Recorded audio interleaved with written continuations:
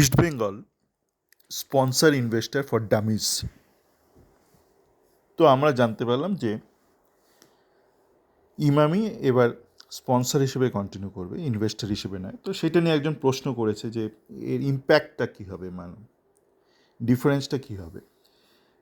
তো আগে কলকাতায় বা গোটা দেশ জুড়ে বা গোটা বিশ্ব জুড়ে অনেক বই বেরোতো, ম্যাথমেটিক্স ফর ডামিজ, জিওগ্রাফি ফর ডামিজ, একটা ডামিজ সিরিজ, মানে ডামিজটা ডাম শব্দটা থেকেই এসছে, কিন্তু সেটা ওইভাবে দেখা হতো না।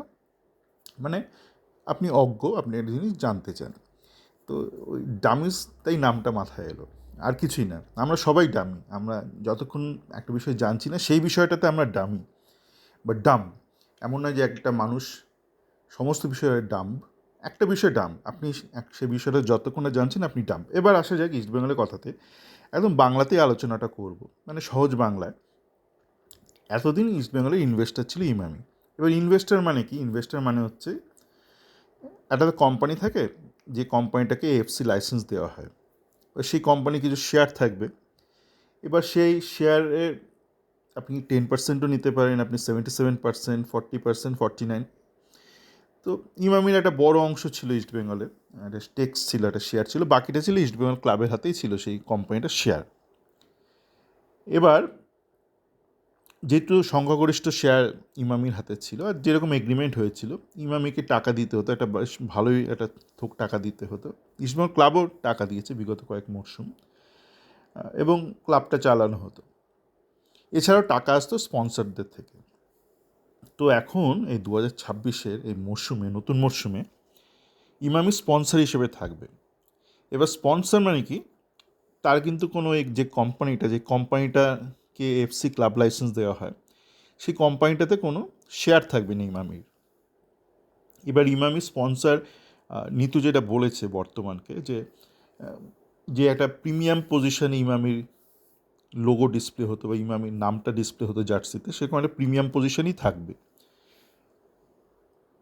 বেস্ট পজিশন কিনা জানি না, বেস্ট পজিশনটা হচ্ছে যে পেটের ওপর যেটা থাকে সেটা হচ্ছে বেস্ট পজিশন। তো গত বছর আমার মনে আছে ইমামিটা ওই ঠিক বুকের নিচে ছিল, তো সেটা second best position. Premium position বা টপ মোস্ট পজিশন হচ্ছে একদম পেটের ওপর যেটা লেখা একদম। তো ইমামি তো আমার একটা ভালোই টাকা দেবে অবশ্যই। গত বছর অবধি যেরকম দিয়েছে সেরকম টাকা অবশ্যই নয়।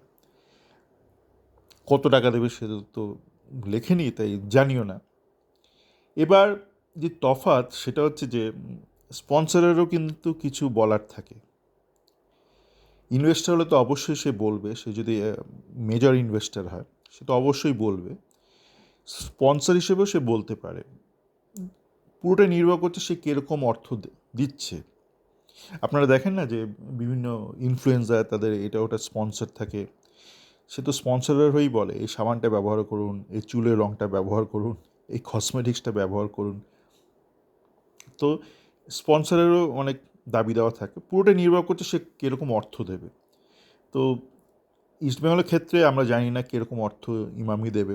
কিংফিশার যেমন একটা অর্থ দিচ্ছে, কি পিঠে লেখা কিংফিশারটা, তো ইমামিও অর্থ দেবে। এবার ইমামির অর্থটা কিংফিশার থেকে অবশ্যই বেশি হবে, কেননা যে জার্সি যে স্লট, ওই বুকের নিচটা অনেক বেশি প্রমিনেন্ট বা অনেক বেশি ভিজিবল, সুতরাং কিংফিশার থেকে বেশি দেবে। এবার কতটা দেবে আমরা জানি না।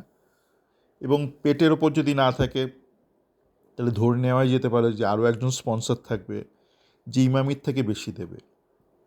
তো এটাই ছোট্ট করে বললাম যে ইনভেস্টারও টাকা দেয়, স্পন্সরও টাকা দেয়। এবার ইনভেস্টার সে কত পার্সেন্টেজ রয়েছে স্টেকস হোল্ডার বা শেয়ার হোল্ডার, তার উপর নির্ভর করছে সে টোটাল বাজেটের কতটা দেবে। এবার স্পন্সর সে ভালো টাকাই দিতে পারে, কারণ স্পন্সরের লং টার্ম কমিটমেন্টও থাকে না। একটা ইনভেস্টারে যেমন থাকে, ঠিক আছে আমি আমার একটা লং টার্ম একটা ব্যাপার রয়েছে, তাই রেটটা হয়তো সেরকম অ্যাডজাস্টেড থাকে। স্পন্সরের ক্ষেত্রে হয়তো 1 বছরের ডিল হতে পারে, 2 বছরের ডিল হতে পারে, সেটা থোক টাকা দিয়ে দিল, বা হয়তো সে ইনস্টলমেন্টে পেমেন্ট দিল, পেমেন্ট মাইলস্টোন থাকতেই পারে। তো এটাই ছোট করে মানে তফাৎ। আমার এক পরিচিত বলছেন যে ইমামি ওই এফসির সাফল্য দেখেই এসছে।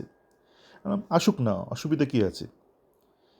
এফসির সাফল্য তো ইস্টবেঙ্গলের মহিলা টিমও পেয়েছে, পাচ্ছে ইদানিংকালে।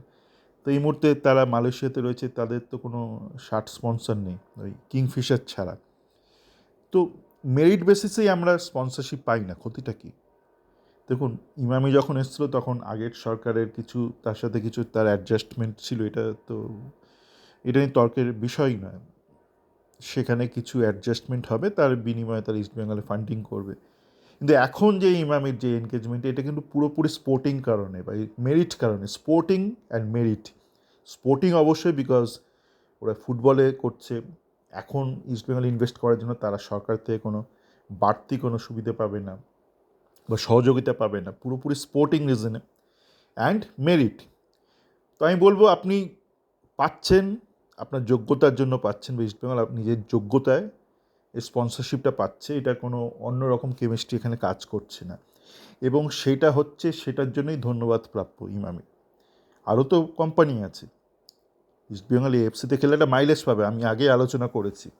শুধু ওই আপনার ওই প্রাইজ মানি নয়, এই যে একটা মাইলেজ, 3টে হোম ম্যাচ, 3টে অ্যাওয়ে ম্যাচ, একটা বাজ রয়েছে এই মুহূর্তে আরবি সমর্থকদের সাথে বা কুয়েতের আরব সমর্থকদের সাথে। আমার চ্যাট ফোনে মাঝে মধ্যে একটু স্পোর্টিং ক্যাচাল হয়, মানে স্পোর্টিং মানে গুড স্পিরিট, মানে ভদ্রতা বজায় রেখে আমিও রাখি, তারাও রাখে। তো এই যে একটা মাইলেজ, সেই mileage it's good reason. Good রিজনের জন্য কজন এগিয়ে আসে ভারতবর্ষে, কজন এগিয়ে আসে? তো ইমামি এগিয়ে এসছে, তো তারা হয়তো গত বছর পর্যন্ত যেরকম অর্থ দিয়েছে অ্যাজ অ্যান ইনভেস্টর, তার অনেকটাই কম দেবে, কিন্তু কিছুটা তো দেবে। সেটাও বা কম কিসের? বাকিরাও তো দিতে পারতো, তারা বাকিরা কি দিচ্ছে? ফুটবলে গুড কজে, এবং এটা কোনো চ্যারিটি কজও নয়। East Bengal sporting and merit, East Bengal FC খেলছে, পুরুষদের টিম খেলছে, মেয়েদের টিম খেলছে। তো স্পোর্টিং মেরিটে ফর গুড স্পোর্টিং কজ আসুক না এগিয়ে, বাকি কোম্পানিরও এগিয়ে আসুক। আর আপনাকে কোনো কারণ ছাড়া অর্থ দেওয়া, সেটাও তো তাহলে প্রশ্নের মুখে পড়বে না, যে ইস্টবেঙ্গল কোনো পারফরমেন্স নেই, কোনো ভবিষ্যৎ নেই, ইহকাল পরকাল কিছুই নেই, তবু কেন ইমামি টাকা দিচ্ছে, সেটাও তো ঠিক নয়। ন্যায্য কারণে ন্যায্যভাবে অর্থ দিচ্ছে ইমামি, এবং তার জন্য ইস্টবেঙ্গলেরও ধন্যবাদ প্রাপ্য, ইস্টবেঙ্গল এটা অর্জন করেছে, আর ইমামিরও ধন্যবাদ প্রাপ্য। সকলে ভালো থাকবেন।